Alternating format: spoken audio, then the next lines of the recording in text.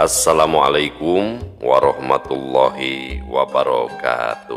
Sampurasun wargi dulur baraya sadayana tepang dangudi sareng simkuring Mang Ian dina acara anu maneh nyaeta dongeng Sunda. Dongeng zaman kiwari ala kiwari anu nyarioskeun sakur kahirupan mangsa bihari atanapi kabaheulaan. Kumaha dararamang palawargi sadayana atuh mugia aya dina ginanjar kawilujengan rahayu berkah salamet amin ya Allah ya robbal alamin. Dina wangkid ieu simkuring sijam midangkeun hiji jejer carita anu judulna Ratu Jin Toloheor karya Kang Rompis II.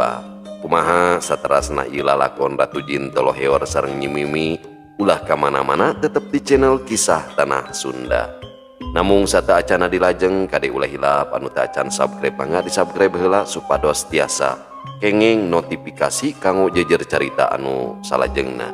Anu parantos subscribe simkuring ngahaturkeun debu nuhun laksa ketika bingahan mugia sing tiasa janten rencang hiburan palawargi sadayana dina satiap aktivitas anu nuju masakna, nu nuju di perjalananana nya, nu di kiosna, di padamelanana bari ngajahitnya seueur ningal tempat konveksi bari ngajahit bari ngopingkeun dongeng cenah. Ulah hilap oge di like di komen supados aya interaksi di antawis urang sadayana sareng di share dibagikeun nya atuh mugia wasilah palawargi sadayana nu share ieu dongeng Sunda khususna di zaman kiwari tiasa nanjeur deui amin. Supados teu nyangkolong ting kana waktos hayu urang sami-sami ngabandungan ieu lalakon Ratu Jin Toloheor mangga kaparoyun sadayana wilujeng ngadangukeun prung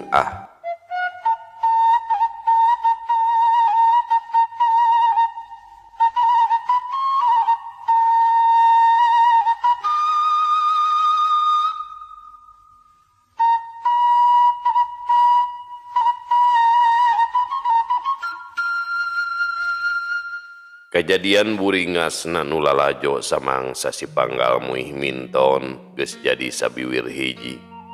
Teu sirikna jadi catur balarea. Juragan Danu jeung Jang Sugih kacida bingungna ngungkulan eta pasualan. Nyi Mimi salaku ronggeng moal bisa disalahkeun lantaran lain salah Nyi Mimi. Tapi nu salah mah pihak pamangku hajat atawa nu ngondang. Nu teu bisa ngajaga keamanan keur sakumna nu lalajo, nu antukna mah nu lalajo teu bisa dikadalikeun.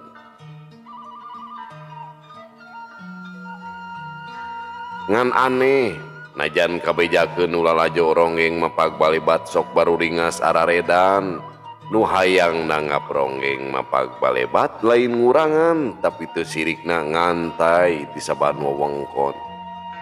Juragan Danu dugi kalieur kanggo ngatur giliran pintonan para ronggeng ukur heuleut sapoe mintona puguh bae teu sirikna asa kaudag-udag pisan. Tapi pikeun Ratu Arum kacida resepna bisa nyaba kasaban wewengkon bari bisa barang dahar anu ngarareunah. Ya parek minton baju Ratu Arum teu boleh diganti ku nu anyar. Ku pangawasana Ratu Arum bisa nyokotan baju sakahayangna. Para ronggeng nu sejena ukur nempokeun baju anu dipake ku Ratu Arum tapi tayan wanita tanya. Kacaritakeun di lemur sampayan di imahna Kirahian. Disaprak manehna lalajo si panggal muih minton di lemur Cimanglid.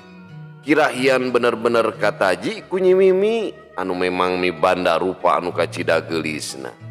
Sokomo Nyi Mimi miboga ibing panggal muih nu matak ngageunjleungkeun pikeun balarea. Lah si panggal muih teh lain awewe biasa tapi mibanda rupa anu kacida geulisna. Ibingna matak helok nu nenjo matak lewang samangsa disawang. Pating saria kana awak teu sirikna jadi baluweung kana pipikiran. Kaalaman ku aing sorangan. Kitu gerendengna Kirahian. Dirina teu bisa mungkir lamun si panggal muih miboga panarik anu linuih anu kacida rohakana. Geus mimiti karasa eta ronggeng mapak balebat geus jadi catur urang lemur. Jadi caritaan saban wewengkon. Nu hartina kancra medar geus eleh pamor kasilih ku mapak balebat. Taya di jalan aing kudu nepungan ka Aki Belang ki carana mah. Rek minang saraya minta tulung. Aing apal nu jadi panarik ati ronggeng mapak balebat. Taya liwan iwal tisi taya lian iwal tisi pangalmui. Ituna si pangalmui rek diiwat ku jalan demit dicokot ku cara gaib. Sangkan teu kasungsi ku balarea. Mau jadi panyuriga pikeun nu sejena. Itu pok-pokanana Kirahian. Ngagerendeng sorangan panona neuteup ke kaluar kawas keur nyawang nu bakal kajadian. Dina poe eta keneh Kirahian indit ka lemur kadaka rek nepungan Aki Belang. Inditna dibarengan ku kusirna nu geus mineng nganteur Kirahian nepungan ka Aki Belang. Teu kacaturkeun di jalana dina wanci tunggang gunung Kirahian geus anjog ka imah Aki Belang. Kabeneran Aki Belang keur aya di imahna. Sanggeus aya di jero imah Aki Belang gancang tumanya ka Kirahian. Jager ilaing teh Rahian, asa sisi narieun datang deui ka dieu ngahageus beak bakal pangdeudel keur pintonan. Duh apunten Ki, isim abdi dongkap ka dieu salamangsa ieu teh. Perkawis bakal maseur keneh tak acan seep. Aya hiji perkawis anu kalintang pentingna anu bade didugikeun ka salira Aki. Temal Kirahian ngajentrekeun pamaksudanana ka Aki Belang. Bek bari geura balaka ka Aki meungpeung Aki keur salse. Kieu saleresna mah Ki. Barabat baik Kirahian nyaritakeun perkara ronggeng mapak balebat anu geus mimiti nanjeur. Diguar oge ngeunaan si pangalmui nu miboga rupa anu kacida geulisna. Kabeh dicaritakeun taya nu kaliwat ku Kirahian ka Aki Belang. Tah, kitu Ki anu bade didugikeun teh. Kirahian mungkas caritana. Sajongjonan mah Aki Belang ngahuleng mikiran caritaan Kirahian. Aki Belang nyoreang ka mangsa bihari. Sawaktu kadatangan akina Kirahian nyaeta Ki Mardapa. Ki Mardapa pisan anu nitah ngalapatina Kilendra ku tarekahna Aki Belang. Kilendra nepahing pati ngajampana jadi bugang diwisaya ku jalan demit. Jadi kumaha hayang ilaing teh Rahian? Panon Aki Belang mencerong ka Kirahian. Nu janten panarik ati kanggo ronggeng mapak balebat aya sanes iwal ti si pangalmui. Ukituna abdi bade nyuhunkeun tulung ka Aki sangkan ngiwat si pangalmui ku jalan demit. Temal Kirahian nepikeun kahayangna ka Aki Belang. Kaharti pisan ku Aki. Keun Aki rek punjukan ka Ratu Pamuhitan. Tapi moal bisa ayeuna sabab waktuna kapalang kudu engke dina mangsa peuting. Kahartos Ki, abdi mah sejak ngiringan bae. Saha ngaranna eta awewe teh? Wastana mah Nyi Mimi. Walau Kirahian ngabejakeun ngaran si pangalmui ka Aki Belang. Gancangna carita dina wanci sareureuk kolot. Aki Belang keur aya di rohangan penyepenan tempat Aki Belang nyeluk Ratu Siluman nyaeta Ratu Umari.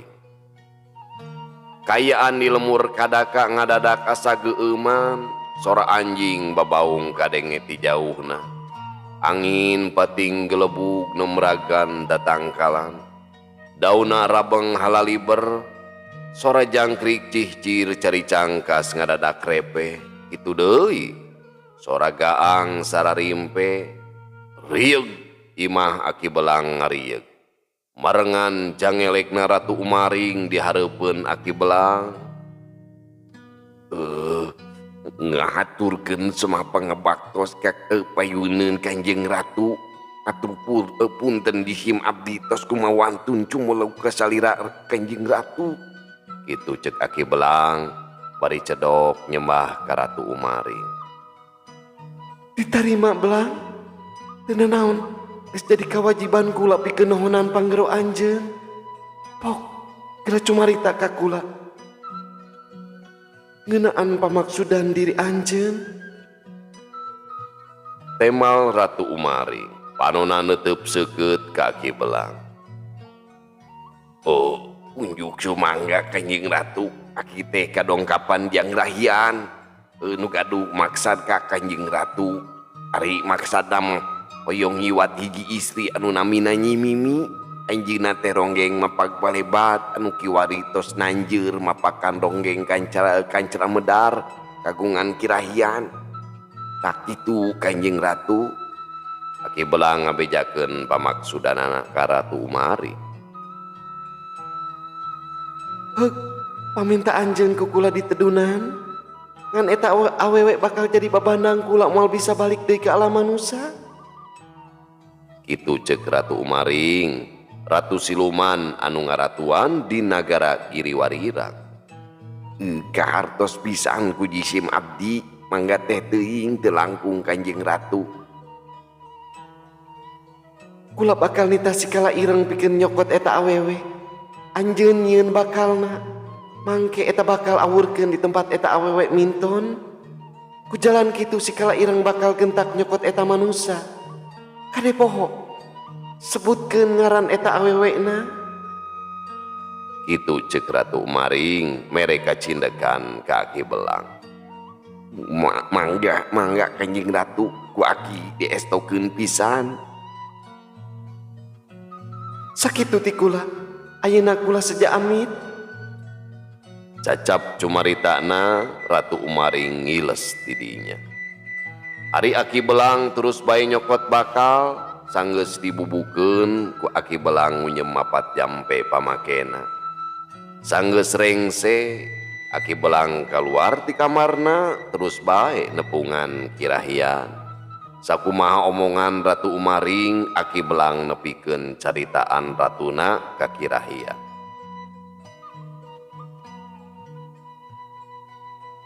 Kacaritakeun deui kayaan Ratu Arum di imah Ambu Esin.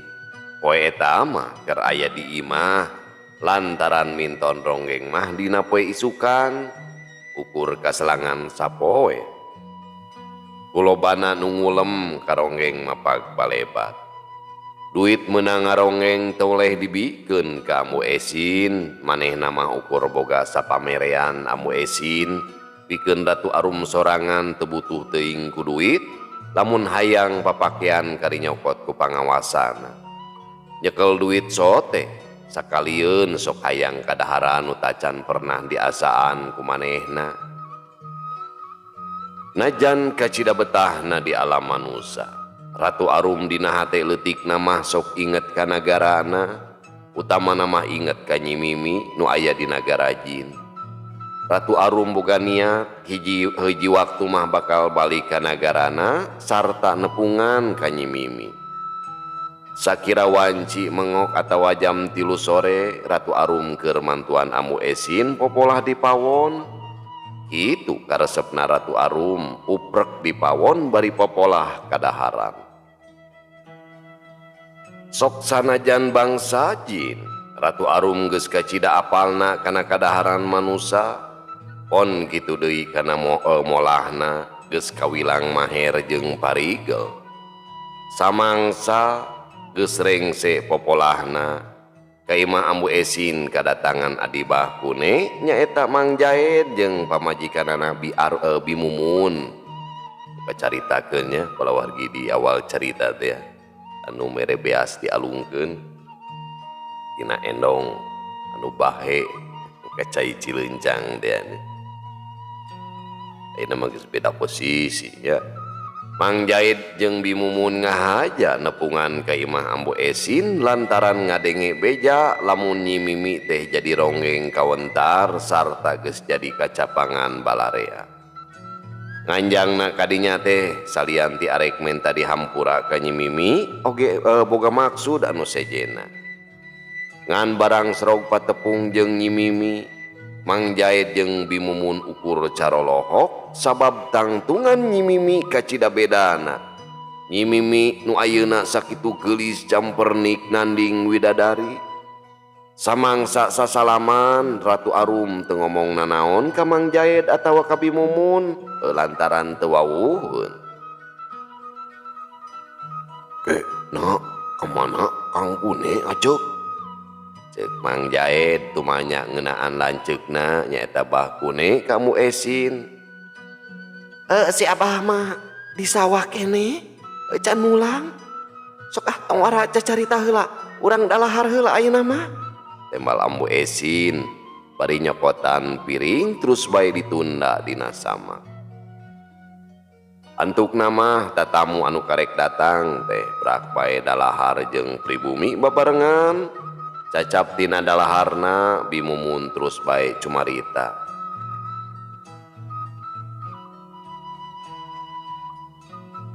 Maksud kuring jeung bapana budak ka dieu teh taya lian hayang nempo kanu jadi lanceuk. Tapi anu leuwih penting nama arek menta dihampura ka Nyi Mimi. Rumasa kuring pernah ngomong nu matak tu geunah. Hampura nyai harita teh bibi keur marujenja loba kajuut. Itu cek Bimumun menta dihampura ka Nyi Mimi. Nu mangsa harita teu sirikna ditunung dititah balik deui ku Bimumun. Kerja keur hujan gedenya bala wargi. Ari Ratu Arum teu ngomong nanaon ukur unge. Amu Esin pok bae cumarita. Geus tong jadi pikiran Nyi Mumun antaran moal bisa dibalikan deui. Nyi Mimi ge tangtu geus bisa ngamaklum. Kitu deui aceuk. Geus leuwih ti heula ngahampura. Karana ge atuh jeung dulur kudu silih hampura urang teh. Kuring teh asa dosa aceuk. Samangsa ngadenge caritaan teu nu jadi pamajikan teh. Lain teh hayang harita keneh gancang nepungan ka dieu. Tapi kuring nanti keur riweuh ku balantik. Sakali deui hampura ka Nyi Mimi. Kitu deui ka aceuk. Cek Mang Jaid ngantepkeun omongan Bimumun. Keun bae Jang Jaid. Cek aceuk oge tadi si Nyai Mimi mah jeung Amu geus ngahampura. Tembal Amu Esin mung kapapanjangan. Hampura kuring kadi ge teu mawa nanaon ngan ieu aya beas ketan bawa bapana budak jeung peuteui sajodo. Pokna Bimumun bari mikeun karinjang leutik ka Amu Esin. Nuhun Nyai ditarima ku aceuk. Amu Esin nyokot karinjang leutik terus bae ditunda dina pago. Ari Mang Jaid sajeroni ngawangkong teh panonna nyidik-nyidik ka Nyi Mimi. Hetela Nyi Mimi geus robah pisan. Tina baju nepi ka tangtungan teh kacida jauhna jeung Nyi Mimi nu baheula. Kuring teh kacida bungahna ngadenge anak dulur geus jadi ronggeng nu kawentar pada nyaritakeun ku balarea. Ngaladuit oge moal hese meureunnan da puguh loba nu nyawer. Sok komo ningali Nyi Mimi ayeuna masak ye geulisna. Bajuna oge kacida aralusna. Nu hartina mah geus kahartaan. Cek Bimumun nepikeun kabunga hatena ka Nyi Mimi.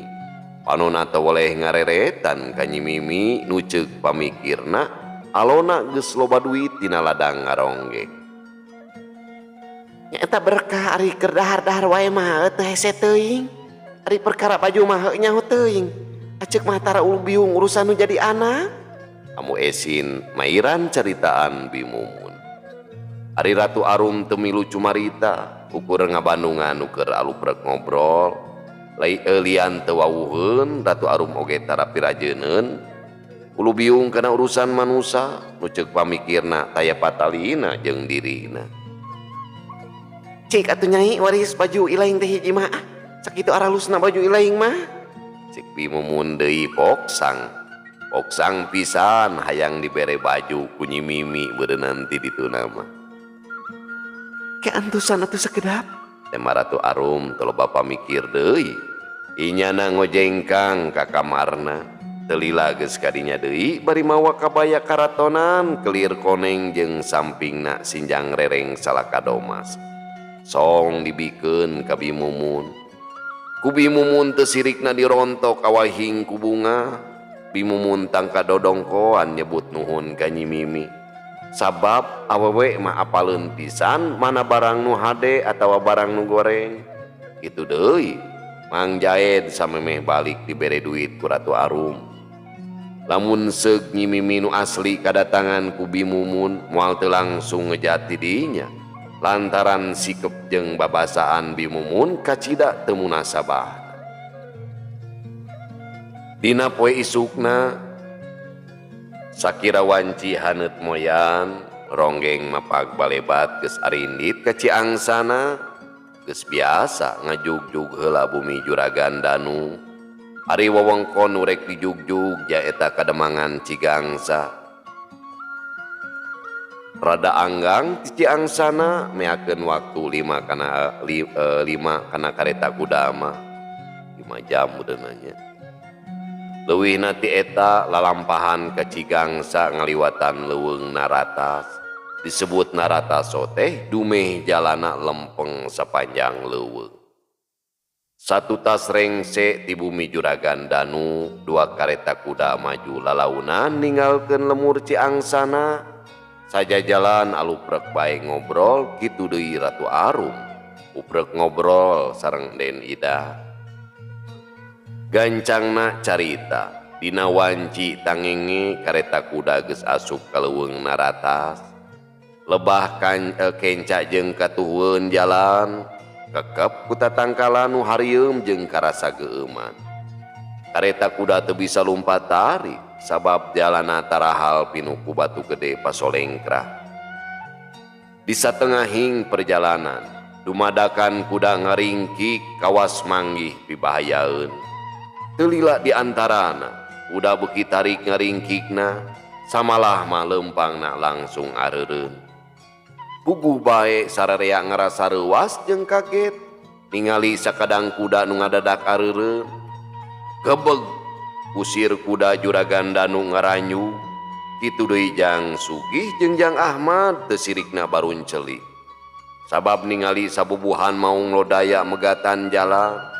Lamun diitung mah maung lodaya aya kana 10na ngadaragog kawas arek ngrekeb kana kuda. Kusir Juragan Danu nu ngaranna Darmin ukur bolotot, awakna ngagibrig beungeutna sepak meh taya getihan.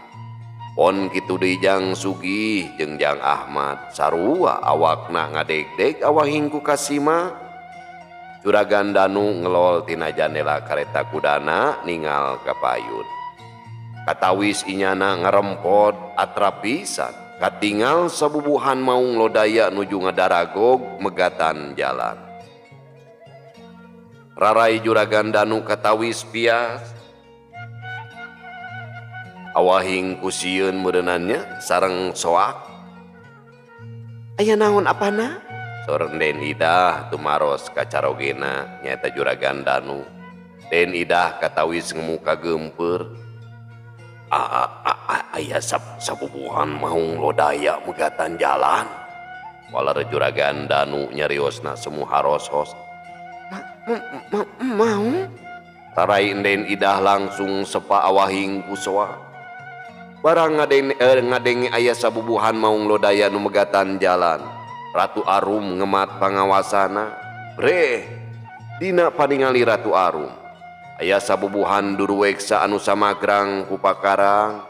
Nu hiji mah minangka Senopatina lantaran bajuna beda jeung duruweksa nu sejena. Katingal ku Juragan Danu sareng garwana Den Idah mah Ratu Arum nuju cali keneh di dinya. Sok padahal inyana keur nepungan para duruweksa nu wujudna ngarupakeun sabubuhan maung lodaya. Saha anjeun geus kumaha wani megatan jalan kula? Cek Ratu Arum, panonna muncereng ka Senopatina. Puguh bae para duruweksa ngararanyug sabab apaleun lamun Ratu Arum sabangsa jeung maranehna. Kula Senopati Kumbalaka ti nagara Wangkara. Tembal Senopati Durweksa nu ngaku boga ngaran Kumbalaka ti nagara Wangkara. Naon maksudna anjeun megatan jalan kula?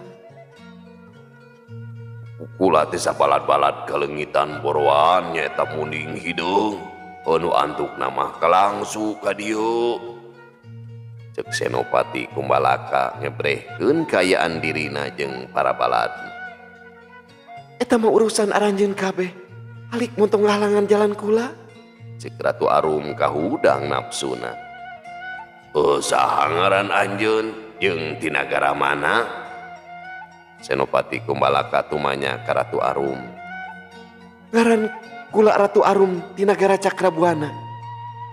Samangsa ngadenge caritaan Ratu Arum, kabeh para Durweksa ngajarengho sabab geus ngadenge lamun Rajana Prabu Jayaraksa kungsi datang ka nagara Cakrabuana. Aya lian rek ngalamar ka Ratu Arum. Akung pangapunten Kanjeng Ratu. Apunten nu kasuhun tos kumawantun caluta ka pangaresa. Cek Senopati Kumbalaka bari cedok nyembah ka Ratu Arum kitu deui Durweksa nu sejena meh bareng nyarembah ka Ratu Arum. Teu naon, kukula dihampura sok ayeuna mah aranjeun geura arindit. Itu cek Ratu Arum tandes. Unyuk-unyuk sumangga Kanjeng Ratu. Tembal Senopati Kumbalaka cedok nyembah deui dibarengan ku nu sejena. Gajleng, gajleng, gorobas. Sabubuhan maung lodaya pating garajleng. Saterusna mah asup deui ka jero leuweung. Kusir Darmin ukur nyerangkeun maung lodaya nu pating gorobas asup deui ka leuweung. Kitu deui Jang Sugih jeung Jang Ahmad ukur nempokeun sakadang maung lodaya nu rajleng ka jero leuweung. Heuleut sawatara waktu dua kareta kuda maraju deui ngajugjug ka Demangan Cigangsa. Di leuweung naratas ka Cigangsa moal kurang ti 2 jam deui. Dina wanci kalangkang satangtung kareta kuda geus anjog ka Kademangan Cigangsa. Pamiarsa sadayana waktosna parantos teu nyekapan deui cag urang tunda di hanjuang siang urang teuneun di haneulem sieum paranti nyokot ningalkeun mangsa datang ka samper deui.